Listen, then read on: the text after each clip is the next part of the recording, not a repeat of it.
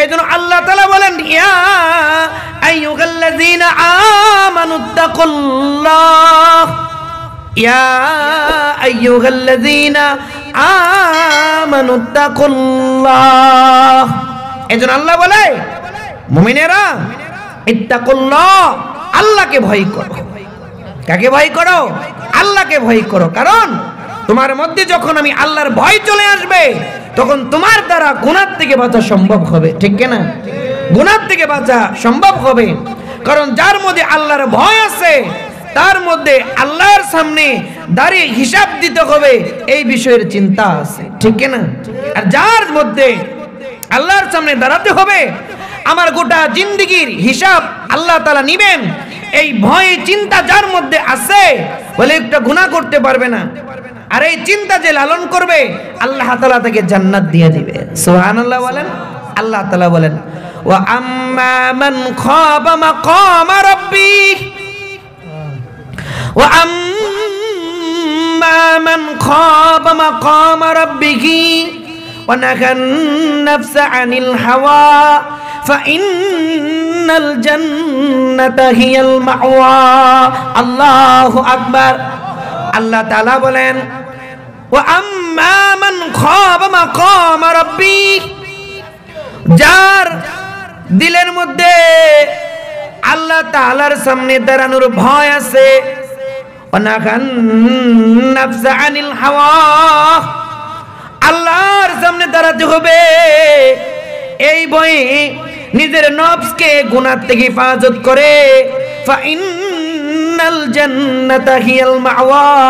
আল্লাহ তাআলা বলে আল্লাহর সামনে দাঁড়াতে হবে এই ভয় যার মধ্যে আছে, ওয়ানাগান নাফসা আনিল হাওয়া, এই ভয় নিজের নফসকে গুনাহ থেকে কুপ্রবৃত্তির থেকে হেফাজত করে মন চাহি জিন্দেগি যাপন করে না, রব চাহি জিন্দেগি যাপন করে। ফাইন্নাল জান্নাতা হিয়াল মাওয়া, এই দুই গুণ বিশিষ্ট বান্দা আর বান্দির জায়গা মালিকের জান্নাত। কোন পরিমাণ ভালো কাজ করবে ওটাও ময়দানে মাশরে তুমি দেখতে পাবে, কোন পরিমাণ খারাপ কাজ করবে ওটা ময়দানে মাশরে কি দেখতে পাবে। এজন্য সবকিছু হিসাব আল্লাহ তাআলা আমাদেরকে বুঝিয়ে দিবেন ময়দানে মাশরে, যেদিন আমরা আল্লাহ তাআলার সামনে দাঁড়াবো। এজন্য আল্লাহ অন্যত্র জায়গায় বলেন ইয়াউমা ইয়াকুমুন নাসু লিরাব্বিল আলামিন, আগত অনাগত প্রত্যেকটা মানুষকে আল্লাহর সামনে দাঁড়াতে হবে। এখন কথা হলো আমাদেরকে তো দুনিয়ার থেকে বিদায় হয়ে যেতে হবে, আল্লাহর সামনে দাঁড়াতে হবে। এটা তেমন কোনো চিন্তার বিষয় না, কিন্তু চিন্তার বিষয় হলো আমরা যে আল্লাহর কাছে যাব, আল্লাহর সামনে দাঁড়াবো, কি নিয়ে যাব, কি নিয়ে দাঁড়াবো। ঠিক না? কি নিয়ে যাব, কি নিয়ে দাঁড়াবো। কারণ দুনিয়াতে কেউ যদি আল্লাহর হুকুম মানে সেও তো আল্লাহর সামনে দাঁড়াবে, যে আল্লাহর হুকুম মানে না সেও আল্লাহর সামনে দাঁড়াবে। আস্তিক নাস্তিক নেককার বদকার নারী পুরুষ যারাই আছে প্রত্যেকে আল্লাহর সামনে দাঁড়াতে হবে, এটা সাধারণ বিষয়। কিন্তু ভাববার বিষয় হলো যাব তো আল্লাহ তাআলার সামনে, দাঁড়াবো তো আল্লাহ তাআলার সামনে, তো কই নিয়ে যাব আল্লাহ তাআলার কাছে, এটা চিন্তার বিষয়। এখন আল্লাহ তাআলার সামনে আমরা দাঁড়াবো, হাসরের ময়দানে আমরা যাব, তো কি নিয়ে যাব? কয়েক মণ ধান নিয়ে যাবেন? হ্যাঁ, পোড়া মুরগি নিয়ে যাবেন? তো কি নিয়ে যাব? এটা আমার মন চাহি জিনিস নিয়ে গেলে হবে না, আমি কি নিয়ে যাব এটা আল্লাহ তাআলা স্পষ্ট করে আমাদেরকে বলে দিয়েছে। সুবহানাল্লাহ বলেন। আল্লাহ বলে দিয়েছে। কষ্ট হইতেছে আপনাদের? আল্লাহ বলেন ইয়াউমা লা ইয়ানফাউ মালুন ওয়ালা বানুন ইল্লা মান আতাল্লাহু বিকলবিন সালিম। আল্লাহ তাআলা বলেন ইয়াউমা লা ইয়ানফাউ মালুন ওয়ালা বানুন, ময়দানে মাশরে সম্পদ কোনো কাজে আসবে না, সন্তান সন্ততি কোনো কাজে আসবে না ইল্লা মান আতাল্লাহু বিকলবিন সালিম। ময়দানে মাশরে পরিমার্জিত নিষ্কলুষ গুনাহমুক্ত একটা কলব কাজে আসবে। সুবহানাল্লাহ। তো ময়দানে মাশরে আমার অর্জিত সম্পদ আর সন্তান সন্ততি আত্মীয় স্বজন কোনো কাজে আসবে না। আল্লাহ বলে বান্দা বান্দিরে ময়দানে মাশরে কাজে আসবে পরিশুদ্ধ গুনাহমুক্ত পরিমার্জিত নিষ্কলুষ একটা অন্তর, একটা কলব, একটা মন ময়দানে মাশরে কাজে আসবে। একটা পরিশুদ্ধ কলব ময়দানে মাশরে কাজে আসবে। কে বলছে? আল্লাহর নামটা জোরে বলেন তো, কে বলছে? আল্লাহ তাআলা বলছে। মুহতারাম হাজরিন, এই আল্লাহ তো বলছে যে এই স্বজন অর্থাৎ সন্তান সন্ততি আর ধন সম্পদ ময়দানে মাশরে কাজে আসবে না। আরে ময়দানে মাশর তো অনেক দূরে, দুনিয়ায় তো কাজে লাগে না। কথা বলে না, দুনিয়াতেই কাজে লাগে না স্বজন। যার বাস্তব নজির আমাদের সামনে পেশ করে গিয়েছে করোনা, ঠিক না? করোনা এর বাস্তব নজির আমাদের সামনে পেশ করে গেছে। আমার বাড়ি তো মির্জাপুর, টাঙ্গাইল মির্জাপুর। আমার পাশের থানা সখীপুর থানা। এই থানার একটা ঘটনা, মা ওনার করোনা হয়েছে, মার করোনা হয়েছে। প্রথম দিকে তো করোনার বড় আতঙ্ক ছিল। করোনা হয়েছে, সন্তানগুলা মাকে বাড়ি রাখে নাই। শাল গাছ আছে না, আমাদের এলাকায় গজারি গাছ বলে।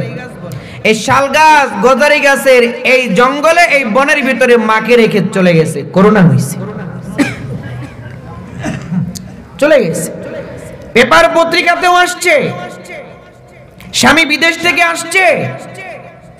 আসার পরেই তো যারা বিদেশ থেকে আসে বা এক অঞ্চল থেকে আরেক অঞ্চলে গেলে আগে তাকে লকডাউনে রাখা হতো, ঠিক না? তার করোনা টেস্ট করানোর পরে তাকে বাইরে আসতে দেওয়া হতো।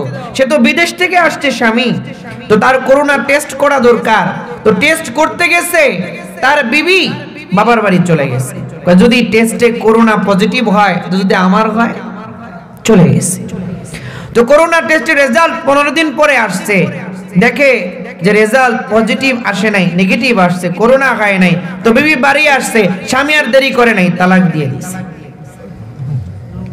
ডিভোর্স দিয়ে দিছে। তো যাই হোক, তবে দুটো উপমা দিয়ে বুঝাইতে চাইলাম, দুনিয়া তো এমন, দুনিয়াতেই তো বলে মা বাবার সন্তান কাজে আসে না, বিবি স্বামীর জন্য, স্বামী বিবির জন্য দুনিয়াতে কাজে আসে না। দুনিয়াতেই এরা ধরা দেয় নেই। বেশি দিনের কথা না, 1 বছর আগেকার কথা, ঠিক কিনা? একজন মানুষের জন্য সবচেয়ে বড় অনুগ্রহ এহসান দুনিয়াতে মা বাবা নিয়ে আসে। আর সন্তানকে মা বাবার চেয়ে বেশি মহাব্বত আর ভালোবাসা দুনিয়ার ভিন্ন কোনো মানুষ দিতে পারে না, ঠিক কিনা? সেই করুণা সেই মা আর সন্তান, বাবা আর সন্তানের মধ্যে জোদা করে দিছে, সম্পর্কের মধ্যে পার্থক্য তৈরি করে দিছে। করোনার জন্য মা বাবা সন্তান থেকে, সন্তান মা বাবা থেকে মুখ ফিরিয়ে নিছে। দুনিয়াতেই তো কাজে আসে নাই, হাসরে কেমনে, ঠিক কিনা?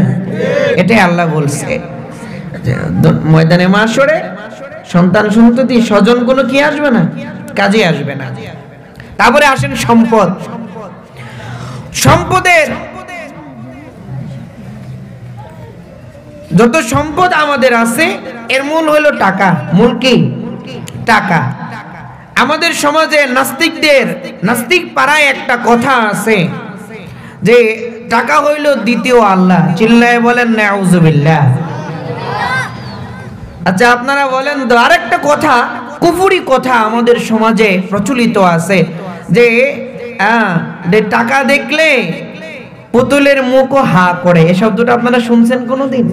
কাঠের পুতুল হা করে, এটা কুফরি কথা। নাউজুবিল্লাহ বলেন।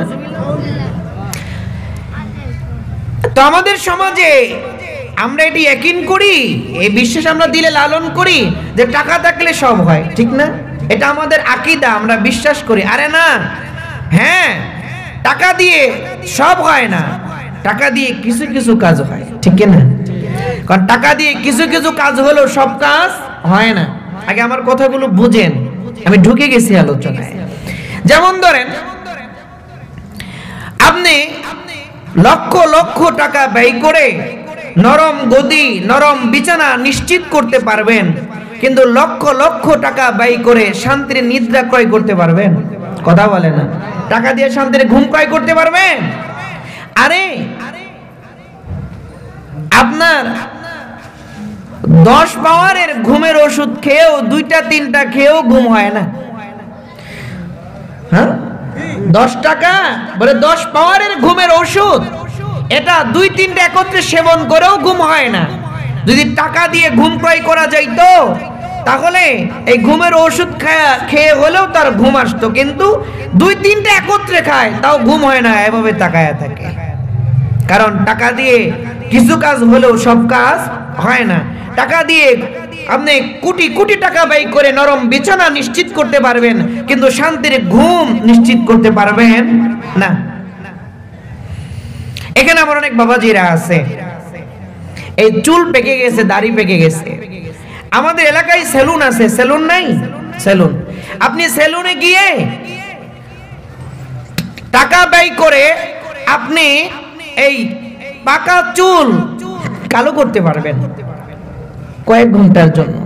পাকা চুল কালো করতে পারবেন। আচ্ছা বলেন তো, এই কোটি কোটি টাকা ব্যয় করে হারানো যৌবন ফিরাইতে পারবেন?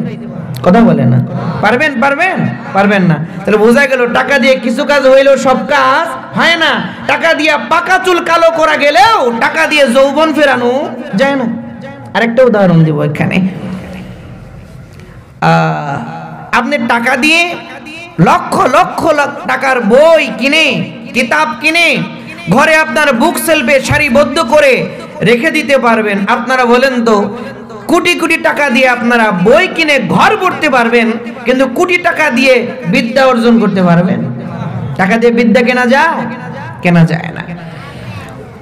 আমি 3টা উপমা দিয়ে বোঝালাম, টাকা দিয়ে দুনিয়াতে কিছু কাজ হলেও সব কাজ হয় না। তো সম্পদ তো দুনিয়াতেই আমার সব কাজে লাগে না, ঠিক কিনা? সম্পদ তো দুনিয়াতেই আমার সব কাজে লাগে না, এটা হাসরের ময়দানে কিভাবে লাগবে? এজন্য যেই সম্পদ গুনাহের কাজে ব্যয় হয়, এই সম্পদ হাসরের ময়দানে কোনো কাজে আসবে না। আর সন্তান সন্ততিও ময়দানে মাশরে কোনো কাজে আসবে না। কাজে আসবে কি? আল্লাহ বলেন, ইল্লা মান আতাল্লাহু বিকলবিন সালিম, পরিশুদ্ধ। ইল্লা মান আতাল্লাহা বিকলবিন সালিম, ময়দানে মাশরে কি আসবে? পরিশুদ্ধ, গুনাহ মার্জিত, নিষ্কলুষ একটা কলব ময়দানে মাশরে কি কাজে আসবে। এই জন্য আমার কলব, আমার অন্তর, আমার নফসকে, আমার মনকে পরিশুদ্ধ করতে হবে, গুনাহ মুক্ত করতে হবে, ঠিক কিনা? করতে হবে। এখন প্রশ্ন হলো, আমার মাথা থেকে পা, পা থেকে মাথা, এই হেড টু লেগ আপাদ মস্তকে যত অঙ্গ প্রত্যঙ্গ আছে, এই অন্যান্য অঙ্গ প্রত্যঙ্গের কথা না বলে আল্লাহ কলবের কথা কেন বললেন? আল্লাহ তো মাথার কথা বলতে পারতেন, হাতের কথা বলতে পারতেন, পায়ের কথা বলতে পারতেন, কিন্তু এগুলোর কথা না বলে কলবের কথা কেন বললেন? ভালো করে বুঝেন। মা তার সন্তানকে বলল, সন্তান তুমি ভাত খেয়ে যাও। সন্তান বলে, আমি ভাত খাবো না। মা বলল, কেন? আমার মন চায় না। সন্তান উত্তর কি দিল? আমার মন চায় না। আচ্ছা আপনারা বলেন তো, ভাত তো পেটের চাহিদা, ভাত খাওয়া পেটের চাহিদা, মুখের কাজ না অন্তরের? কথা বলে না। পেটের চাহিদা, মুখের কাজ, ভাতের না অন্তরের? অন্তরের। কিন্তু চায় না কিসে? মনে। বলে, যদি মা বলে, বাবা যাও তো একটু বাজারে 1 কেজি পেঁয়াজ কিনে নিয়ে আসো, সন্তান বলে, আমি যাব না। কেন? আমার মন চায় না। আপনারা বলেন তো, বাজারে তো যাওয়ার কাজ পায়ের, যাওয়ার কাজ কি? পায়ের, কিন্তু চায় না কিসে? মনে। বহু উদাহরণ দেওয়া যাবে, 2টা উদাহরণ দিয়ে বুঝাইতে চাইলাম। তো বোঝা গেল, মন যদি চায় তাহলে মুখ খায়, মন যদি চায় তাহলে মুখ খায়, মন না চাইলে মুখ খায় না। মন চাইলে পা বাজারে যায়, মন না চাইলে পা বাজারে যায় না। এর দ্বারা বোঝা গেল আমার পুরা দেহের সমস্ত অঙ্গ প্রত্যঙ্গ মনের অধীন, মন অঙ্গ প্রত্যঙ্গের অধীন না। মন চাইলে আমার পুরা দেহটা চলে, মন না চাইলে আমার পুরা দেহ চলে না। এজন্য আল্লাহ বলছে মন ঠিক কর। আল্লাহ এজন্য কি বলছে? মন ঠিক করো, কলব ঠিক করো, অন্তর ঠিক করো, নফস ঠিক করো। যদি অন্তর, কলব, নফস ঠিক হয়ে যায় তাহলে পুরা দেহ ঠিক হয়ে যাবে। সুবহানাল্লাহ। পুরা দেহ কি হয়ে যাবে? ঠিক হয়ে যাবে, যেটা আল্লাহর নবী হাদিসের মধ্যে বলছেন। قال رسول الله صلى الله عليه وسلم قال رسول الله صلى الله عليه وسلم ألا إن في الجسد إلى مضغة إذا صلحت صلح الجسد كله وإذا فسدت فسد الجسد كله ألا وهي القلب। আল্লাহর নবী বলে, শুনো শুনো, তোমার দেহের মধ্যে, শরীরের মধ্যে একটা মাংসপিণ্ড আছে, একটা গোশতের টুকরা আছে। এই গোশতের টুকরা যদি ভালো হয়ে যায় পুরা দেহ ভালো হয়ে যায়, আর গোশতের টুকরা যদি ভালো না হয় পুরা দেহটা খারাপ হয়ে যায়। ওই গোশতের টুকরা কি তোমরা জানো? আলা ওহিয়াল কলব। ওই গোশতের টুকরাটা হলো কলব, অন্তর। সুবহানাল্লাহ। ওই গোশতের টুকরাটা কি? মাংসপিণ্ডটা কি? কলব, অন্তর।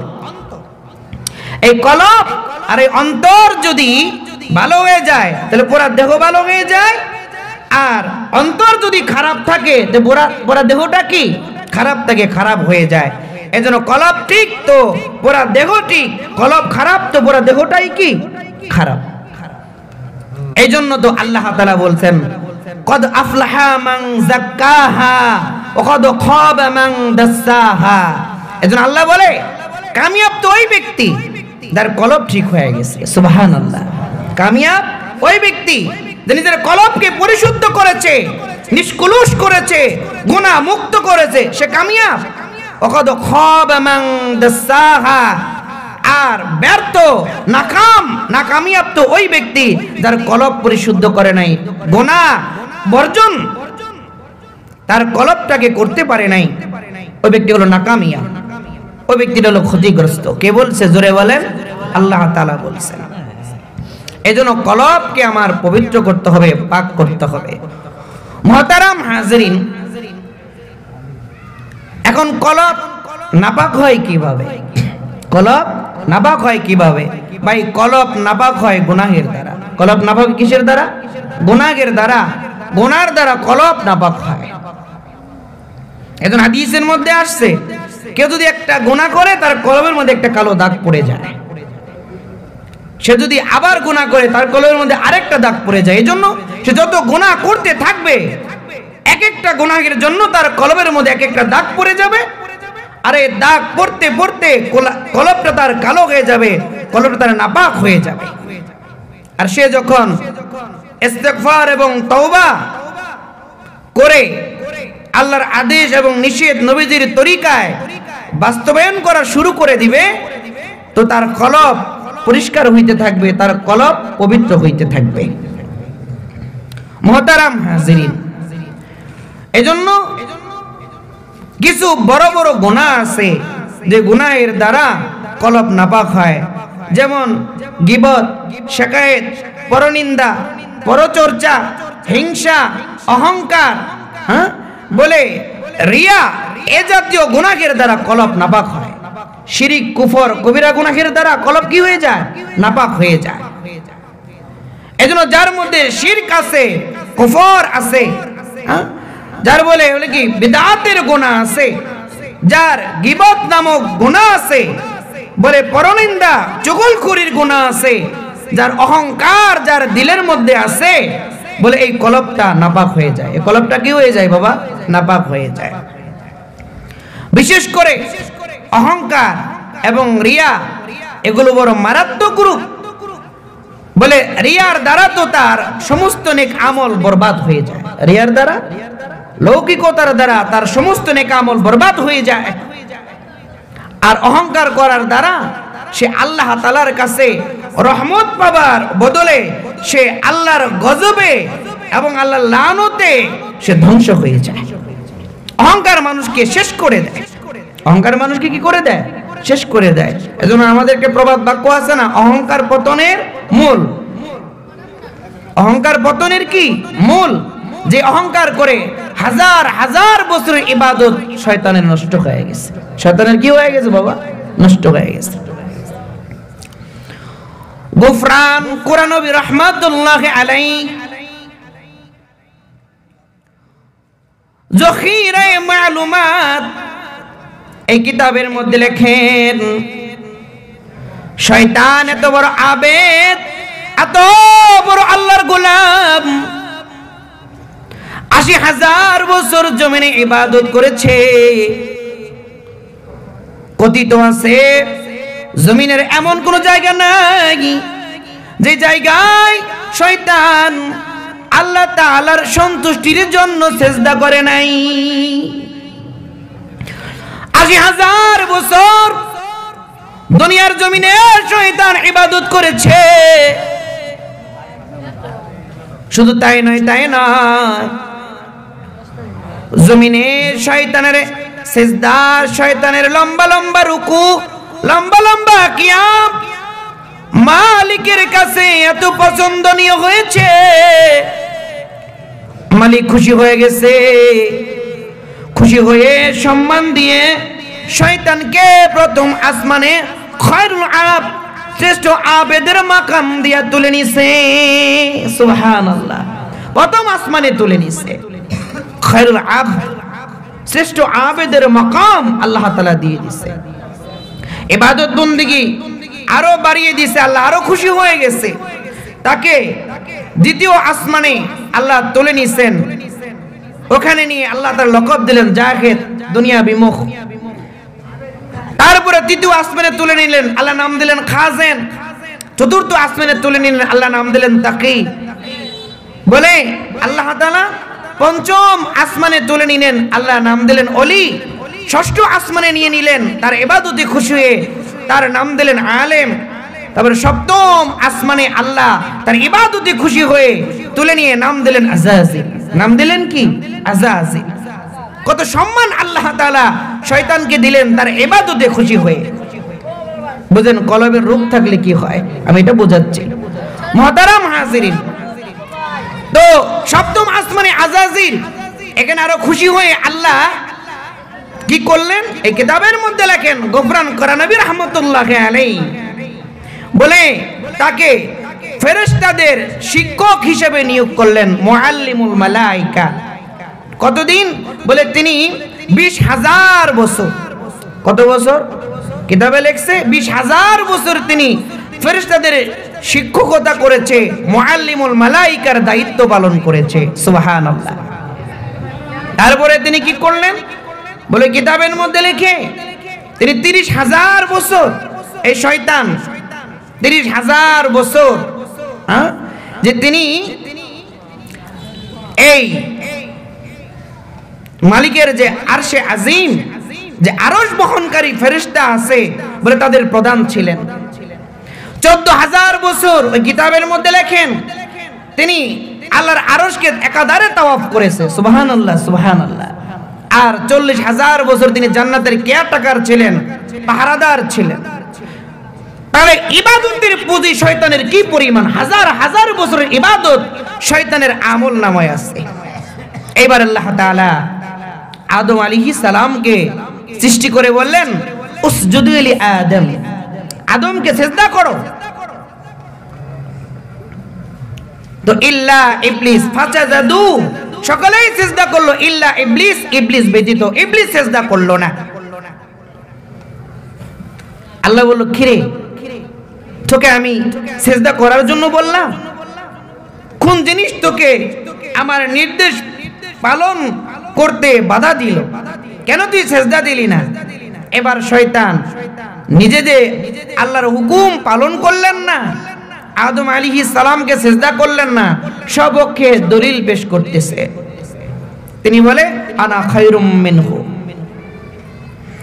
আমি তার চেয়ে ভালো, অর্থাৎ আমি আদমের চেয়ে ভালো। আমার যুক্তি দেয় কেমনে? বল খলাকতানি মিন নার, আমাকে সৃষ্টি করেছো আগুন থেকে, খলাকতাহু তাকে মানে আদমকে সৃষ্টি করেছো মিন তিন মাটি থেকে। তিনি যুক্তি পেশ করলেন। এর দ্বারা তিনি কি বুঝালেন? আচ্ছা আপনারা বলেন তো, মাটির গতি উপরের দিকে না নিচের দিকে? বলেন নিচের দিকে। আগুনের গতি উপরের দিকে। মাটি যদি উপরের দিকে নিক্ষেপ করেন ওটা ঘুরে ফিরে নিচের দিকে আসবে, আর আগুন যদি জ্বালিয়ে দেন ওটা কোন দিকে চলে যাবে? উপরের দিকে চলে যাবে। শয়তান আল্লাহ তাআলার সামনে নিজের সপক্ষে দলিল পেশ করলেন। قال انا خير منه خلقتني من نار وخلقته من طين। শয়তান বলে আল্লাহ আমি আদমের চেয়ে ভালো। কেন কেন? খলাকতানি মিন নার ওয়া খলাকতাহু মিন তিন, আমাকে সৃষ্টি করেছো আগুন থেকে আর আদমকে সৃষ্টি করেছো মাটি থেকে। সুতরাং মাটির গতি উপর নিচের দিকে আর আগুনের গতি উপরের দিকে। যে কাদা মাটি দিয়ে আদম বানাইলা, ওই আদমকে আমাকে সিজদা করতে বললা। ও আল্লাহ, আমি আগুনের তৈরি মাটির তৈরি আদমকে সিজদা করব না। আল্লাহর নির্দেশ পালন করলো না, শয়তান অহংকার পোষণ করলো। অহংকার করার কারণে আল্লাহ তাআলার আদেশ পালন করলেন না। আর ওইদিকে তাকায় দেখেন, আমার আপনার বাপ আদম আলাইহিস সালাম আমার আপনার আম্মা হাওয়া আলাইহিস সালামকে নিয়ে জান্নাতের মধ্যে বসবাস করে। আল্লাহ বললেন আদম রে, ও আদম, জান্নাতের ভিতরে থাকবে, ঘুরবে, যা মন চাই তা খাবে, কিন্তু এই যে গাছটা দেখায় দিলাম গন্ধম গাছ, এই গাছের ফল কিন্তু কখনো ভক্ষণ করবে না। হাজার হাজার বছর চলে গেছে, হঠাৎ করে আদম আলাইহিস সালাম ভুল করে গন্ধমকে ফেললেন। আল্লাহ তাআলা বলেন আদম রে, ও আদম, আমি তোমাকে বললাম গন্ধম খাবে না। আদম গন্ধম খাবে না, কেন খাইলা? আদম আলাইহিস সালাম দেরি করে নাই। আল্লাহ যখন এই কথা বলেছে, সাথে সাথে মাথাটা নিচু করে সে তার জবানে জারি করে দিয়েছে, রব্বানা যালামনা আনফুসানা, রব্বানা যালামনা আনফুসানা ওয়া ইল্লাম তাগফির লানা ওয়া তারহামনা লানাকুনান্না মিনাল খাসিরিন। আল্লাহু আকবার। আদম অহংকার করে নাই, সাথে সাথে মাথাটা নিচু করে আল্লাহ তাআলার সামনে অপরাধী করে নিজেকে পেশ করেছে। আর বলে মালিক, আমি ভুল করেছি, আমি অন্যায় করেছি, জুলুম করেছি। আল্লাহ ও মালিক, আমি নিজের উপর জুলুম করেছি, নিজের উপর অন্যায় করেছি, আমাকে মাফ করে দেন। শয়তান অন্যায় করার পরে অহংকার করেছে, আদমকে সিজদা করে নাই। আর আদম আলাইহিস সালাম ভুল করার পরে আল্লাহ যখন বললেন আদম রে, গন্ধম কেন খাইলা? আদম অহংকার করে নাই, আদম মাথাটা নিচু করে আল্লাহ তাআলার সামনে নিজেকে বিনয় আর নম্রতার সাথে পেশ করেছে। আল্লাহ আদম আলাইহিস সালামের ইজ্জত আর মাকাম বৃদ্ধি করে দিয়েছে। সুবহানাল্লাহ।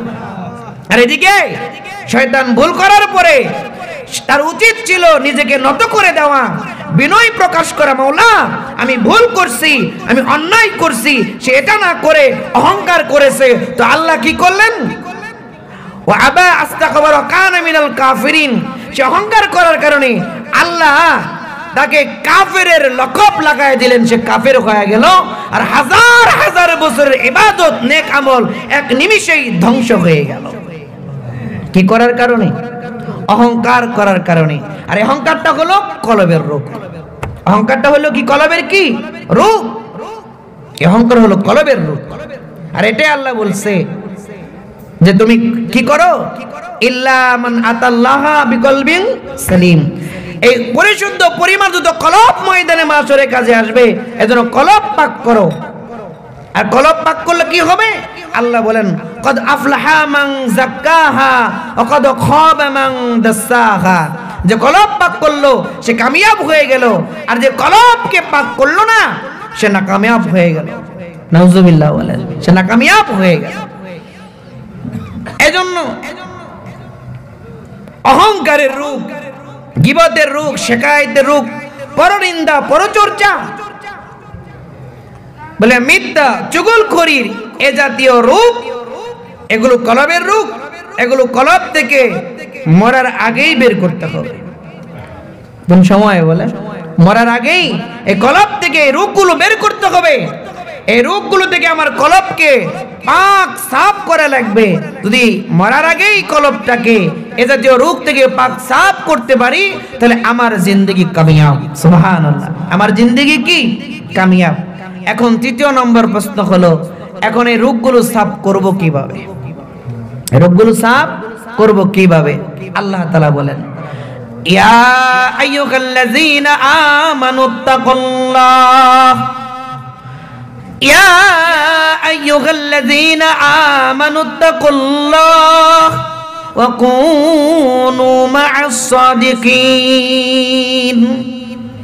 আল্লাহ তাআলা বলেন, ও মুমিন ঈমানদার, ইত্তাকুল্লাহ, আল্লাহকে ভয় করো, আল্লাহকে ভয় করো। কারণ আল্লাহর ভয় যে বান্দার দিলের মধ্যে আছে, আল্লাহর ভয় যে বান্দির দিলের মধ্যে আছে, ওই আল্লাহর বান্দা আর বান্দি যে দিলের মধ্যে আল্লাহর ভয় দিলের মধ্যে লালন করে ফেলায়, এই আল্লাহর বান্দা আর বান্দি দিনের বেলায় হোক রাতের বেলায় হোক, ইচ্ছায় কিংবা অনিচ্ছায় কখনো গুনাহ করতে পারবে না। ঠিক কিনা? গুনাহ করতে পারবে না। কারণ সে যখন গুনাহ করার জন্য যাবে, তখন তার দিলের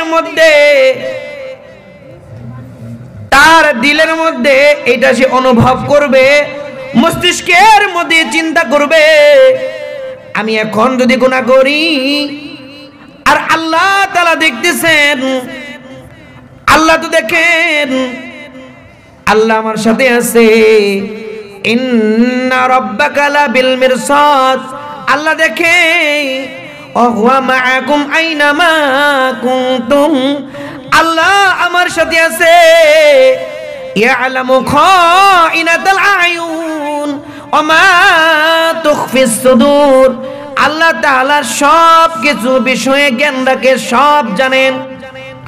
আল্লাহ দেখে, আল্লাহ আমার সাথে আছে, আল্লাহ আমার সব কিছু জানে। এখন আমি যদি গুনাহ করে ফেলি, আর ময়দানে মাহশরে যেদিন দাঁড়াবো, ওই দিন যদি আল্লাহ জিগাই, কিরে বান্দা, কিরে বান্দি, দুনিয়ার জমিনে রাতে কিংবা দিনে, গোপনে কিংবা প্রকাশ্যে ওই যে গুনাহ করেছিলে, কেন করেছিলা? ওই দিন যদি আল্লাহ জিগাই, আমি আমার আল্লাহর সামনে কি জবাব দিব? এই ভয় যার মধ্যে আছে, ওই লোকটা রাতে হোক কিংবা দিনে হোক, গোপনে কিংবা প্রকাশ্যে হোক, ওই বান্দা আর বান্দির দ্বারা গুনাহ করা সম্ভব হবে না। ঠিক কিনা? জোরে বলেন, গুনাহ করা সম্ভব হবে না। এইজন্য আল্লাহ তাআলা বলেন, ইয়া আইয়ুহাল্লাযীনা আমানুত্তাকুল্লাহ, ইয়া আইয়ুহাল্লাযীনা আমানুত্তাকুল্লাহ। এইজন্য আল্লাহ বলে, মুমিনেরা, ইত্তাকুল্লাহ, আল্লাহকে ভয় করো। কাকে ভয় করো? আল্লাহকে ভয় করো, কারণ তোমার মধ্যে যখন আমি আল্লাহর ভয় চলে আসবে তখন তোমার দ্বারা গুনাহ থেকে বাঁচা সম্ভব হবে। ঠিক কিনা? গুনাহ থেকে বাঁচা সম্ভব হবে, কারণ যার মধ্যে আল্লাহর ভয় আছে তার মধ্যে আল্লাহর সামনে দাঁড়িয়ে হিসাব দিতে হবে এই বিষয়ের চিন্তা আছে। ঠিক কিনা? আর যার মধ্যে আল্লাহর সামনে দাঁড়াতে হবে, আমার গোটা জিন্দেগির হিসাব আল্লাহ তাআলা নেবেন, এই ভয় চিন্তা যার মধ্যে আছে বলে একটা গুনাহ করতে পারবে না। আর এই চিন্তা যে লালন করবে আল্লাহ তাআলা তাকে জান্নাত দিয়ে দিবে। সুবহানাল্লাহ বলেন। আল্লাহ তাআলা বলেন, ওয়া আম্মা মান খাবা মাকাম রাব্বিহ ওয়া আম্মা মান খাবা মাকাম রাব্বিহি ওয়া নাহান নাফসা আনিল হাওয়া ফাইন্নাল জান্নাতা হিয়াল মাওয়া। আল্লাহু আকবার।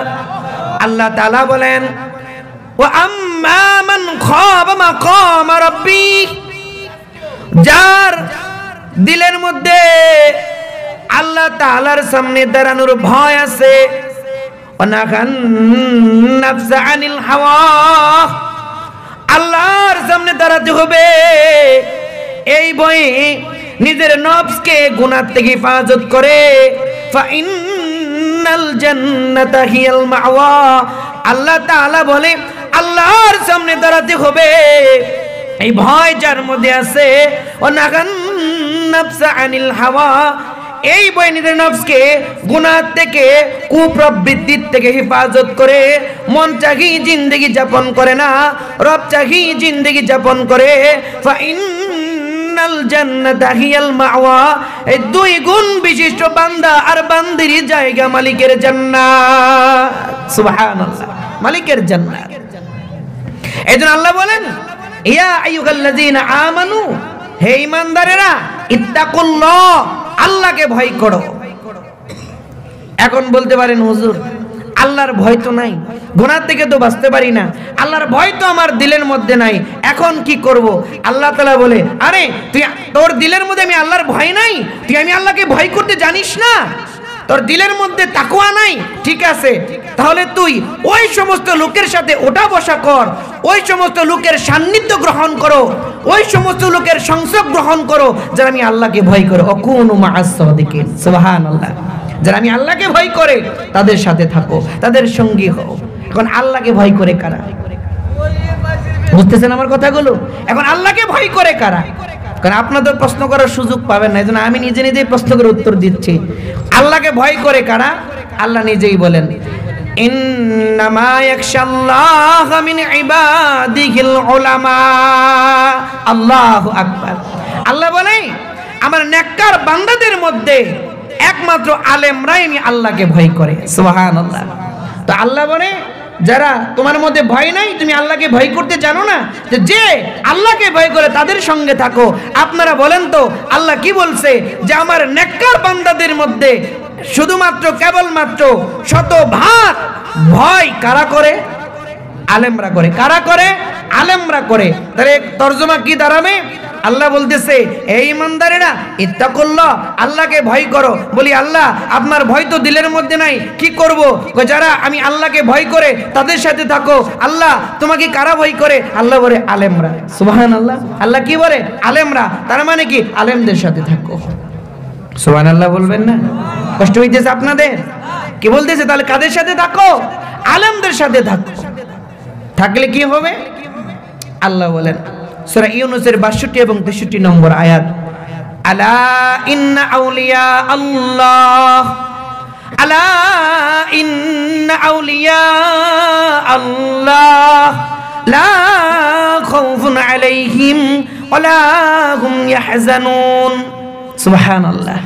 আল্লাহ বলে, আলা, মনে রেখো, ইন্না আউলিয়া আল্লাহ, যারা আল্লাহর দোস্ত, যারা আল্লাহর বন্ধু, যারা আউলিয়া, লা খাউফুন আলাইহিম ওয়া লা হুম ইয়াহজানুন, তাদের ভয় নাই, তাদের চিন্তা নাই। দাঁড়াবে ময়দানে মাশরে, আল্লাহ দরদ আর ভালোবাসা দিয়ে জান্নাত দিয়ে দিবে। সুবহানাল্লাহ বলেন। জান্নাতে ঢুকায়া দিবে। বলে আল্লাহ বলে, তোমরা জানো, তোমরা জানো, এই আমার ওলি কারা? ওলি কারা? বলে দুই গুণ যাদের মধ্যে আছে তারা। বলে সেই দুই গুণ কি? আল্লাযীনা আমানু ওয়া কানু ইয়াত্তাকুন, যাদের শিরক মুক্ত দৌলতে ঈমানের মালিক, আর যারা আমি আল্লাহকে ভয় করে। সুবহানাল্লাহ। যারা আমি আল্লাহকে ভয় করে এবং শিরক মুক্ত দৌলতে ঈমানের মালিক, তারা হইল ওলি। তারা কি? ওলি। আপনারা বলেন তো আল্লাহকে শতভাগ ভয় করে কারা? আলেমরা। কারা?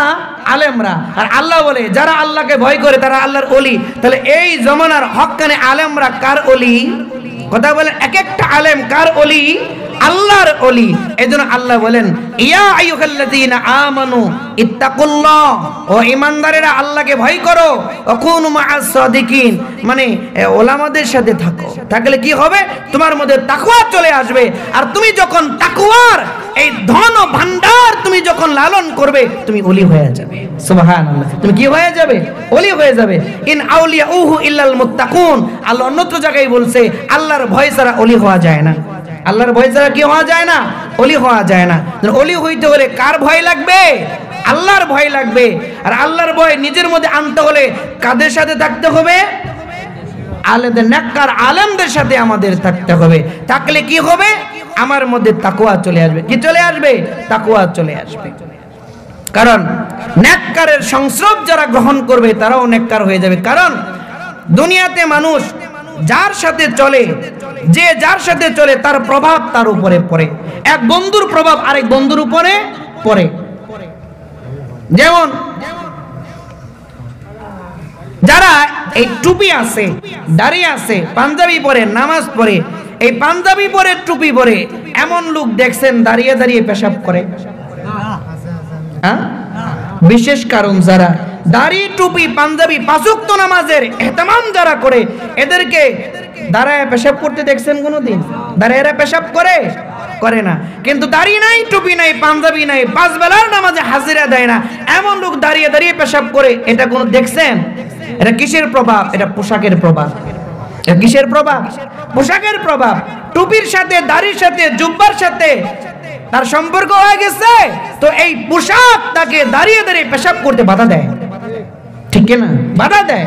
আর এই পোশাক কারোর মধ্যে নাই, তো হাফ প্যান্ট পরে থাকে, বলে এর পোশাক দাঁড়িয়ে দাঁড়িয়ে পেশাব করতে এরকম কি উৎসাহ দেয়? উৎসাহ দেয়। এটা পোশাকের প্রভাব। ঠিক কিনা? পোশাকের প্রভাব। আরেকটা বলি, বর্তমান জমানায় এই যুবকরা, ওরা যখন মোটর সাইকেলে ওঠে, ওরা তো আর দুনিয়ায় থাকে না, ওরা আসমানে ওড়ে। ওদের পিকআপের বাড়িতে আশেপাশের কেউ টিকতে পারে না। আচ্ছা, তার মধ্যে এর মধ্যে কিছু পার্থক্য আছে। এই ফুল প্যান্ট পরা যুবকের মোটর সাইকেলের স্টাইল আর হাফ প্যান্ট পরা যুবকের মোটর সাইকেলের স্টাইল কিন্তু এক না। ঠিক কিনা? এক না। যে মার্জিত পোশাক পরে মোটর সাইকেল চালায়, ওর ভাবটা আর হাফ প্যান্ট পরে যে মোটর সাইকেল বেলায় এক না। হাফ প্যান্ট পরে যে চালে ওটা উশৃঙ্খল বেশি, আর ওইটা রাস্তাঘাটে মরেও বেশি। ঠিক কিনা? ওটা রাস্তাঘাটে মরেও বেশি। এটা কেন বললাম? এটা হলো প্রভাব। ঠিক কিনা? প্রভাব। একজন মানুষ মেম্বার, বন্ধু মেম্বার, তো তার সাথে উঠা বসা করে কয়েক বছর যাওয়ার পরে তার মধ্যে এখন মেম্বারি এই ভাব আসে, মানে সেও সামনে আবার নির্বাচন করার জন্য চায়। ঠিক না? শিল্পপতির সাথে থাকলেও তার শিল্পপতি হওয়ার মন চায়। অর্থাৎ যে যার সাথে চলে তার গুণ, তার প্রভাব ওই ব্যক্তির উপরে পড়ে। ঠিক কিনা? ওই ব্যক্তির উপরে পড়ে। এজন্য বন্ধুর প্রভাব বন্ধুর উপরে পড়ে। এজন্য দুনিয়াতে যে যার সাথে উঠা বসা করে, চলাফেরা করে, যার সংস্রব যে ব্যক্তি নেয়, তার প্রভাব তার উপরে পড়ে। এজন্য আল্লাহ বলে, তোরা যদি নেককার, দিনদার, তাকওয়াওয়ালা কোন মানুষের সাথে ওঠা বসা করিস, তো তার প্রভাব, তার নেককারের প্রভাব তার উপরে পড়বে, তার তাকওয়ার প্রভাব তার উপরে পড়বে। নেককারের সাথে চলার দ্বারা তুইও নেককার হয়ে যাবি। নেককারের সাথে উঠা বসা করার দ্বারা, তাকওয়াওয়ালার সাথে উঠা বসা করার দ্বারা তোর মধ্যেও তাকওয়ার নীতি চলে আসবে। সুবহানাল্লাহ। কি চলে আসবে? তাকওয়ার নীতি চলে আসবে। আচ্ছা, মাটির কোনো সুঘ্রাণ আছে? গোলাপ ফুলের আছে? আছে। একটা গোলাপ ফুল আপনি মাটির মধ্যে রেখে দিবেন, মাটির মধ্যে রেখে দিবেন। কিছুদিন ওই ফুল ওই মাটির মধ্যে পড়ে পচে গলে গেছে। কিছুদিন পরে যেই জায়গায় গোলাপ ফুলটা পচে গেছে, ওই মাটিটা নাকের মধ্যে নিয়েন, তো ওখানে কিসের গন্ধ আসবে? গোলাপের গন্ধ আসবে। কেন? মাটির মধ্যে তো গোলাপের গন্ধ নাই, কিন্তু মাটি গোলাপের সংস্পর্শে গিয়েছে, গোলাপের সান্নিধ্য লাভ করেছে, করার কারণে মাটির মধ্যে গোলাপের সুঘ্রাণ চলে আসছে। যেমনি ভাবে সুঘ্রাণহীন মাটি একটা গোলাপের সংস্রবে যাওয়ার কারণে, এর সাথে নিজেকে লাগানোর কারণে মাটির মধ্যে গোলাপের সুঘ্রাণ চলে আসছে, ঠিক তদ্রূপ দুনিয়ার জমিনে যদি কোনো বদকার, কোনো গুনাহগার যদি নেককারের সাথে উঠা বসা করে, নেককারের সংস্রব লাভ করে, নেককারের সাথে বলে তার এরকম কি সময় কাটায়, বলে ওই নেককারও ওই বদকার নেককারের সাথে চলার কারণে তার মধ্যেও নেককারের প্রভাব পড়ার কারণে বদকারও নেককার হয়ে যাবে। বদকারও কি হয়ে যাবে? নেককার হয়ে যাবে। বদকারও নেককার হয়ে যাবে। এই জন্য আল্লাহ বলছে নেককারের সাথে থাকো, যারা আল্লাহকে ভয় করে, ওলামায়ে কেরাম, আউলিয়া কেরামের সাথে তোমরা থাকো, তাহলে তোমরাও তাকওয়ালা হয়ে যাবা, তোমরাও নেককার হয়ে যাবে, তোমরাও আউলিয়া ওলি হয়ে যাবে। সুবহানাল্লাহ। এজন্য নেককারের সাথে থাকতে হবে। থাকলে কি হবে? নেককারের সাথে থাকলে, তাকওয়াওয়ালাদের সাথে থাকলে এই যে কলবের যত গুনাহ আছে এগুলো আস্তে আস্তে চলে যাবে। নেককারের সংযোগ নেওয়ার কারণে কলব পবিত্র হয়ে যাবে। সুবহানাল্লাহ। কলব কি হয়ে যাবে? পবিত্র হয়ে যাবে। কোরআনের ঘটনা বাবা সূরা কাহাবের মধ্যে এসেছে, ঘটনাটা দিল দিয়ে শুনবেন। আজীব ঘটনা আল্লাহ তাআলা কোরআনের মধ্যে বলেছে। 250 হিজরি সূরা কাহাবের মধ্যে এসেছে, স্পেনের তৎকালীন সময়ের বাদশা একজন কাফের এবং একজন মূর্তি পূজক মুশরিক, মূর্তি পূজায় লিপ্ত থাকত। ওই জমানায় ঈসা আলাইহিস সালামের উম্মত কিছু মুসলমান ছিল, তারা তাওহীদে বিশ্বাসী। মুসা আলাইহিস সালামের উম্মত, তারা মুসলমান, তারা মূর্তি পূজা করে না, মূর্তির সামনে মাথা নত করে না। এই সংবাদটা স্পেনের মুশরিক রাজার কানে গিয়েছে। তিনি দেরি করে নাই, মুসলমান গুলাকে ধরে নিয়ে এসেছে, তাদের উপর নির্যাতন করে মূর্তি পূজা করার জন্য বাধ্য করে। তাদের মধ্যে 7 জন যুবক মুসলমান, তাদেরকে নিয়ে এসেছে। স্পেনের ওই মূর্তি পূজক বলে, এই যুবক, ইসলাম ধর্ম পালন করা যাবে না, মূর্তি পূজা করা লাগবে, মূর্তি পূজা।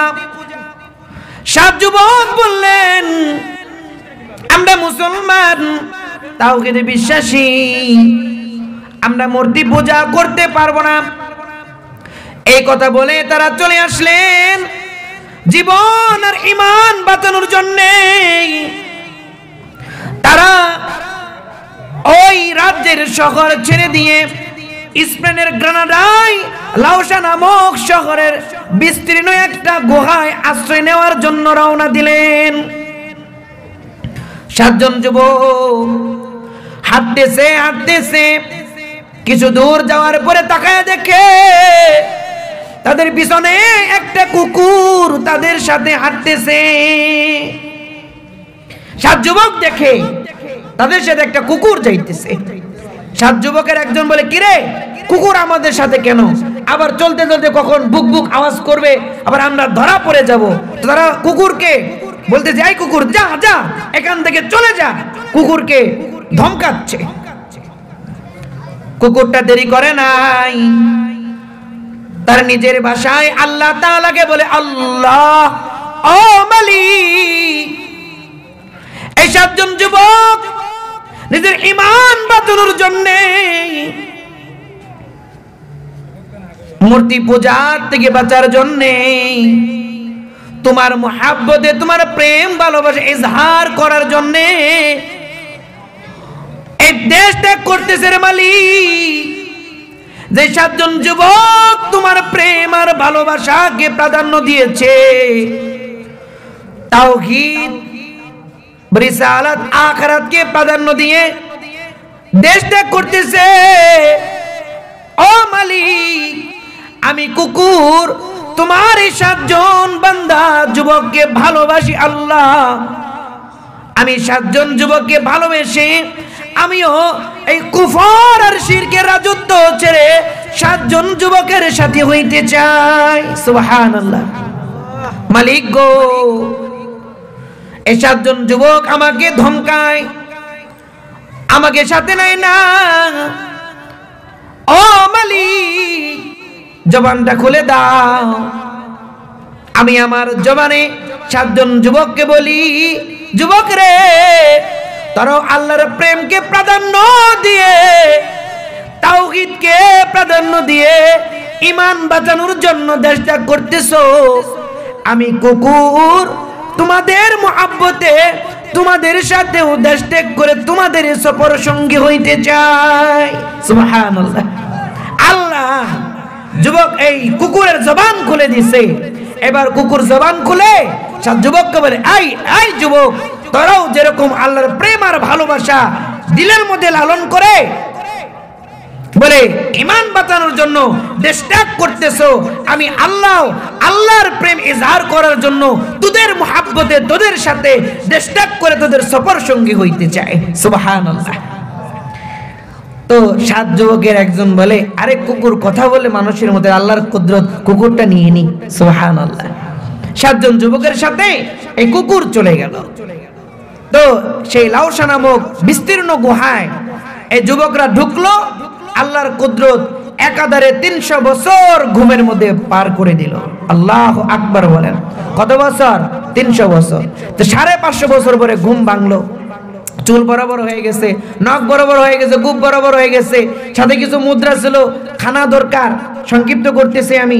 তারা দৌড়ায় চলে গেলেন বাজারে, একজনকে পাঠালেন পরামর্শ করে, যাও খাবার নিয়ে আসো। 300 বছর আগেকার মুদ্রা নিয়ে খানা দানা দরদাম করে এবার মুদ্রা দেয়।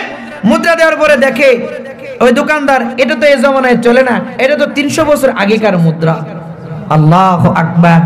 বলে, আরে এটা তো বলে কই বইলা, তোমরা কোথা থেকে আসছো, এটা তো 300 বছর আগেকার। তখন তারা বুঝলো যে এখন তো এই সমাজের, এই দেশের আমূল পরিবর্তন হয়ে গেছে, এটা জানাজানি হয়ে গেছে। তারা আবার গুহায় চলে গেছে। সেই যে গুহায় চলে গেছে, আজও পর্যন্ত তারা কি অবস্থায় আছে একমাত্র আল্লাহ তাআলাই ভালো জানে। সুবহানাল্লাহ। তার 20 বছর পরে 570 খ্রিস্টাব্দে আমার আপনার নবী মুহাম্মদুর রাসূলুল্লাহ সাল্লাল্লাহু আলাইহি সাল্লাম দুনিয়াতে আগমন করেন। সুবহানাল্লাহ। তো ঘটনা বলে বুঝাইতে চাইলাম, 7 জন যুবকের সাথে, 7 জন নেককার যুবকের সাথে একটা কুকুর সঙ্গী হলেন। 7 যুবকের সোহবত নিলেন, সান্নিধ্য গ্রহণ করলেন। এতে কুকুরের কি হলো? নবীজি বলেন, এই কুকুরকে আল্লাহ জান্নাত দিয়ে দিবে। চিল্লায় এখন সুবহানাল্লাহ। এই কুকুরকে আল্লাহ কি দিয়ে দিবে? জান্নাত দিয়ে দিবে। এবার আসেন, পৃথিবীর আল্লাহর যত সৃষ্টি আছে পুরা চাকারাইনের মধ্যে, তার মধ্যে সবচাইতে নিকৃষ্ট নিম্নমানের সৃষ্টি হলো কুকুর। সৃষ্টি কি? কুকুর। যদি শুকনা জামার সাথে ভিজা কুকুর অথবা ভিজা কুকুরের সাথে শুকনা জামা লেগে যায়, তাহলে কাপড় নাপাক হয়ে যায়। কুকুরও শুকনা, কাপড়ও শুকনা, কুকুরের দেখে বাহ্যিক নাপাকি নাই, লাগলে আবার নাপাক হবে না। কিন্তু ভিজা জামা, শুকনা কুকুর বা শুকনা কুকুর, ভিজা জামা, এদের সাথে যদি লেগে যায় তাহলে কাপড় নাপাক হয়ে যায়। কত নিকৃষ্ট! শুধু এখানেই শেষ। নবীজি আম্মাজান আয়েশা রাদিয়াল্লাহু তাআলা আনহা ওনার হুজরায় বসা, এর মধ্যে জিব্রাইল আসছে, বাহিরে শুধু পায়চারি করতেছে, ঘরে ঢোকে না। নবী বলে, জিব্রাইল কি ব্যাপার, ঘরে আসো না কেন? জিব্রাইল বলে, পয়গম্বর, আমরা রহমতের ফেরেশতারা ওই ঘরে যাই না যেই ঘরে কুকুর এবং জীবজন্তুর ছবি থাকে। কি থাকে? কুকুর এবং জীবজন্তুর ছবি থাকে। এখন তো কুকুরের মহব্বত বেশি, এবং কি কিন্তু স্বজনের রক্তের বন্ধনের চাইতে কুকুরের বন্ধন এখন বেশি। মা বাবাকে এখন এরকম শিক্ষিত সন্তান, জাগতিক বিদ্যান হইছে বলে, কোটি কোটি টাকার মালিক হইছে, ব্যাংক ব্যালেন্সের মালিক হইছে, হ্যাঁ, চেয়ার পাওয়ার হইছে, এখন ঘরের ভিতরে মা বাবার জায়গা হয় না। মা বাবার জায়গা হয় বৃদ্ধাশ্রমে, আর কুকুরের জায়গা হয় বেডরুমে। ঠিক না? রক্তের বন্ধনের দাম নাই, কুকুরের বন্ধনের দাম হয়ে গেছে। তো জিব্রাইল বলে, এই নবী, আমরা না যে ঘরে কুকুর থাকে ওই ঘরে আমরা যাই না। নবীর বুঝতে বাকি নাই, তাহলে আমার ঘরে মনে কুকুর আছে। তো নবীজি আম্মাজান আয়েশা রাদিয়াল্লাহু আনহাকে বলে, এই আয়েশা, আমাদের ঘরে কি কুকুর আসছে নাকি? আম্মাজান বলে, আর বললেন না নবী, আপনার দুইজন নাতি এই হাসান আর হুসাইন রাদিয়াল্লাহু তাআলা আনহুম, ওনারা এই একটা কুকুরের বাচ্চা ঘরের ভিতরে আয়না বাইধে রাখছে। সুবহানাল্লাহ, ঘরের ভিতরে রাখছে, তাড়াতাড়ি বের করো। তো কুকুরের ছানাটাকে ঘর থেকে বের করে দিছে। তো এইবার জিবরিল আলাইহিস সালাম ঘরের ভিতরে ঢুকছে। সুবহানাল্লাহ। এখন আবার তাহলে কুকুর বুঝলাম ঘরে থাকলে ঢুকে না, তে ছবি পাইলো কই নবী? নবী আবার ওইদিন ফটোগ্রাফার দিয়ে ছবি তুলছিলেন নাকি? আরে মিয়া না, নবীজির একটা চাদর ছিল, ওই চাদরের মধ্যে নকশা করে একটা ময়ূরের ছবি ছিল। চাদরে কিসের ছবি ছিল? একটা ময়ূরের ছবি ছিল। তখন ওই চাদরটা নবীর ঘরে ছিল।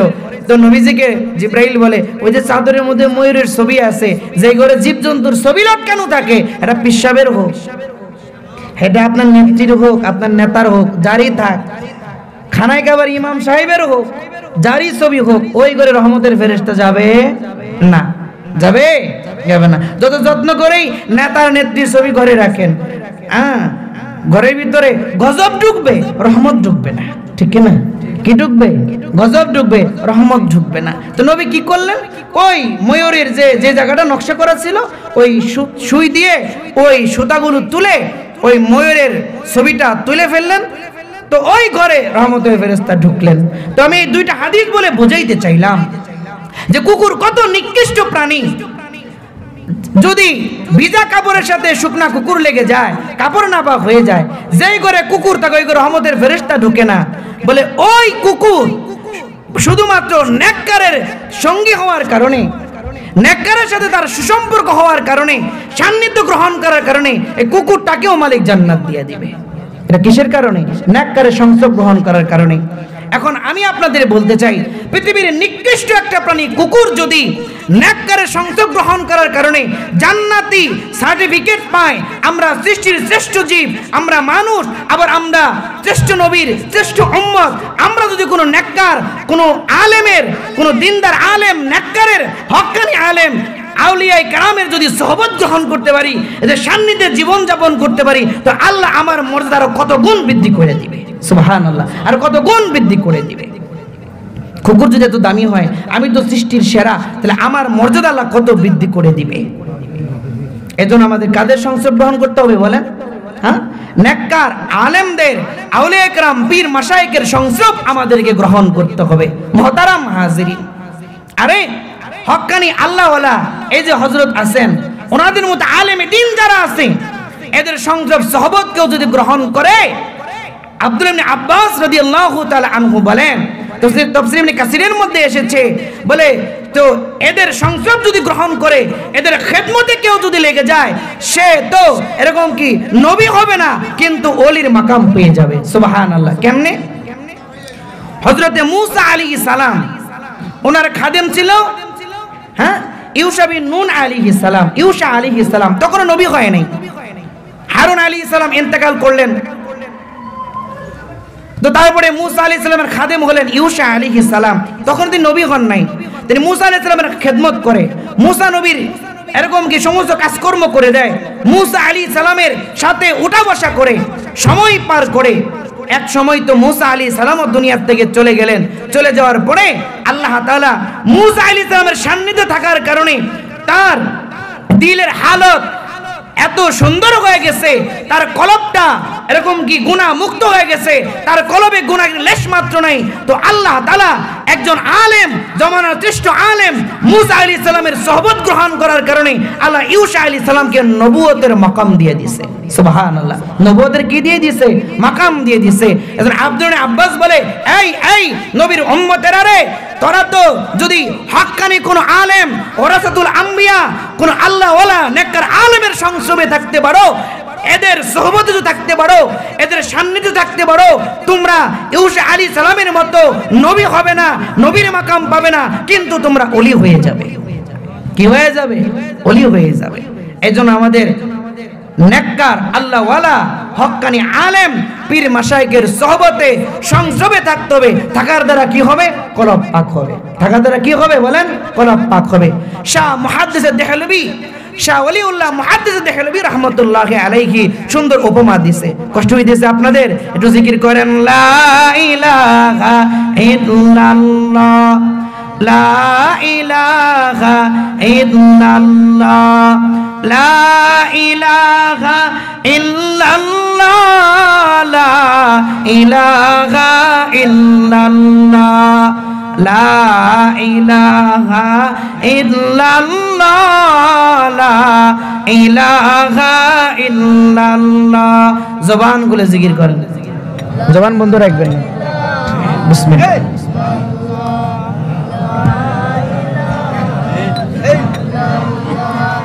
লা ইলাহা ইল্লাল্লাহ, লা ইলাহা ইল্লাল্লাহ, লা ইলাহা ইল্লাল্লাহ মুহাম্মাদুর রাসূলুল্লাহ সাল্লাল্লাহু আলাইহি সাল্লাম। এজন্য শাহ ওলিউল্লাহ মুহাদ্দিস দেহলভী রাহমাতুল্লাহ আলাইহি বলেন, এই জমিনের মধ্যে যদি নাপাকি লেগে থাকে, নাপাকি এই জমিনে নাপাকি লেগে থাকে, এই নাপাক পরিষ্কার করার মাধ্যম হলো দুইটা। মাধ্যম কয়টা বাবা? দুইটা মাধ্যম। এক, আসমান থেকে মুষলধারে বৃষ্টি হবে, এই মুষলধারে বৃষ্টির কারণে এই জমিন থেকে নাপাকি গোলা বৃষ্টির পানিতে ধুয়ে মুছে অন্যত্র চলে যাবে। যখন এই মাটি আবার শুকিয়ে যাবে তখন মাটি পবিত্র হবে, এই জমিন কি হবে? পবিত্র হবে।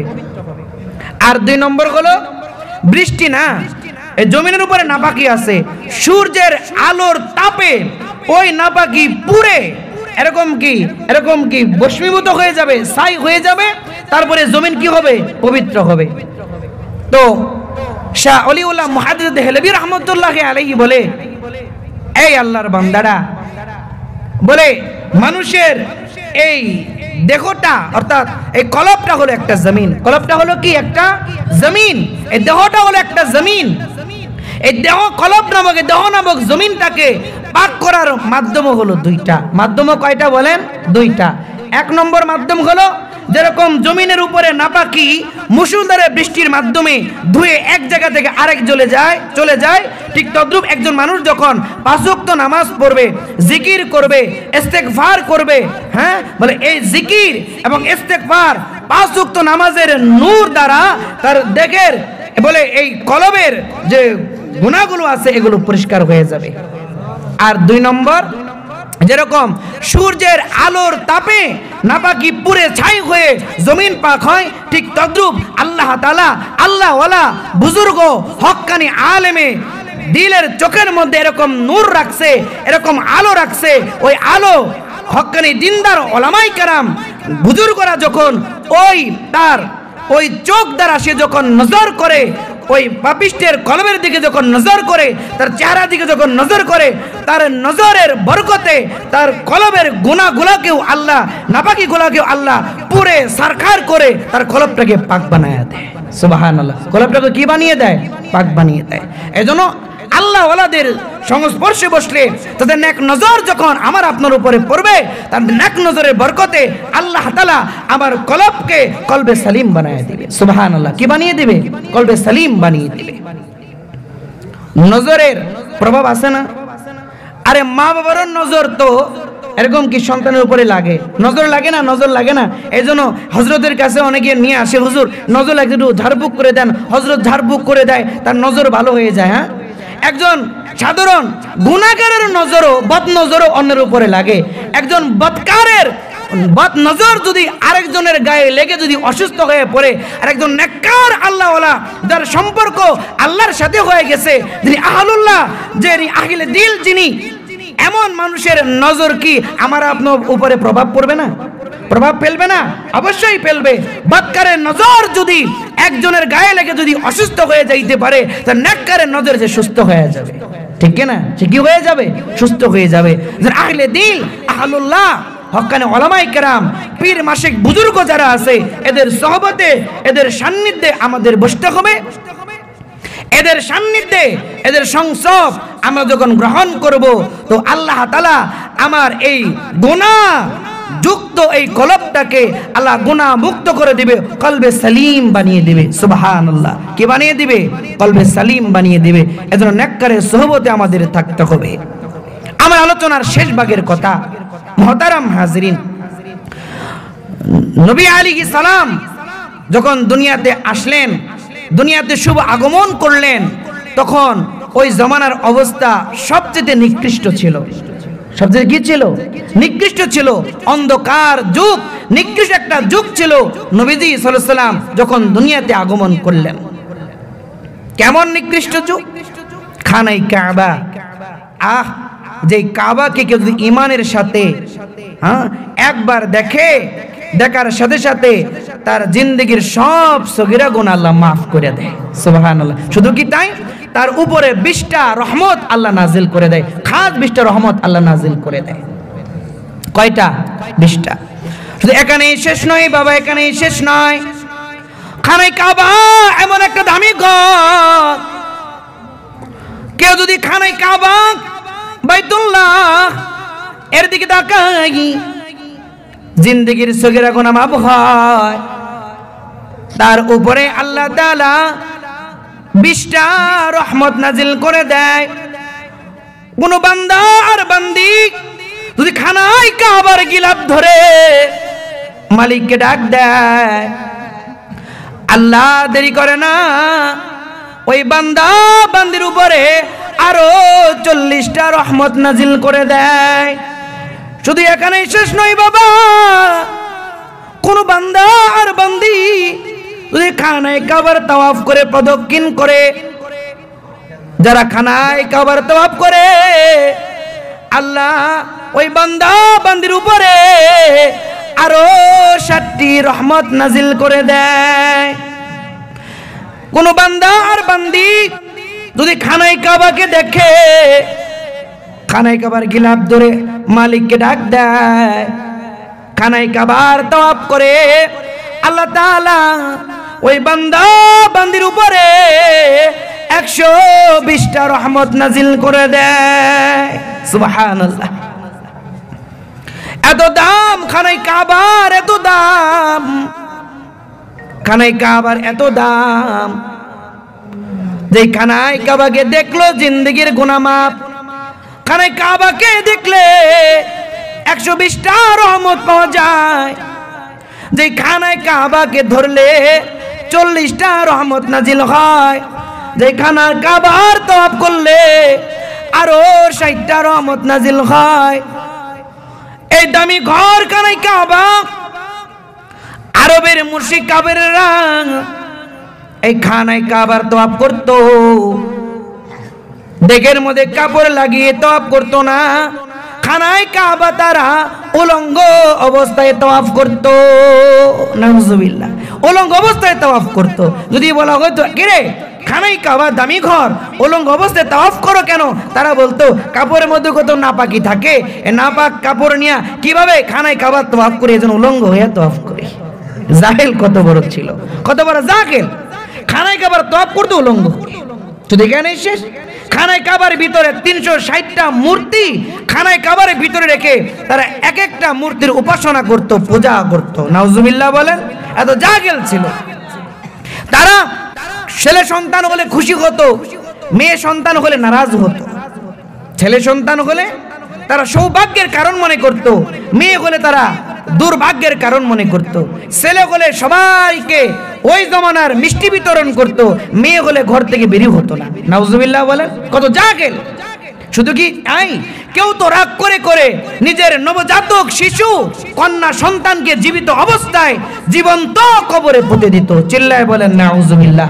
এত জাহেল ছিল তারা। এই জাহেলদের মাঝে আহলে দিল ওয়ালা এক পয়গম্বর আমার আপনার নবী মুহাম্মদ রাসূলুল্লাহ সাল্লাল্লাহু আলাইহি ওয়াসাল্লামকে আল্লাহ তাআলা পাঠালেন এই অমানুষগুলাকে মানুষ বানাবার জন্য, এই অসভ্যগুলাকে সভ্য বানানোর জন্য। আমার আপনার নবী যখন ঈমানের দৌলত নিয়ে আমার আপনার নবীকে পাঠালেন, আমার আপনার নবী তাওহীদ, রিসালাত, আখিরাত এই তিন জিনিসের দাওয়াত দেওয়া শুরু করেছে। আমার আপনার নবীর এই শিরক কুফরের বিরুদ্ধে এই মেহনত, এই দাওয়াত যখন পয়গম্বর শুরু করেছে, এই দাওয়াত পেয়ে যারা পয়গম্বরের কাছে এসেছে, পয়গম্বরের নুরানি মজলিসে বসেছে, আগলে দিল পয়গম্বরের কলবের সামনে যখন বসেছে, এই কুফর শিরকে ভরা কলবলা মানুষগুলা ইমানের বরকতে, পয়গম্বরের সোহবতের বরকতে শিরক আর কুফর ধ্বংস হয়ে গেছে। এক একটা মানুষ সোনার মানুষে পরিণত হয়েছে। তারা দুনিয়ার জমিনে পয়গম্বরের ছোঁয়ায় জান্নাতি মানুষ হিসাবে তৈরি হয়েছে। সুবহানাল্লাহ।